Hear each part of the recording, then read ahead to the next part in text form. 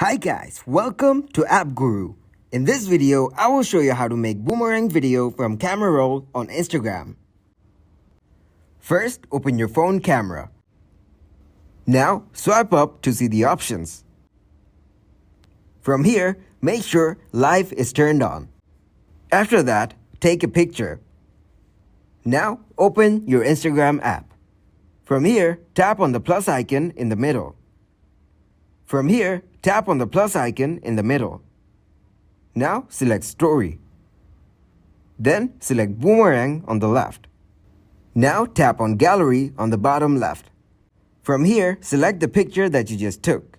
And then tap on the boomerang icon on the top. After that, as you can see, your boomerang will be ready. Once it's done, tap on Done on the top right.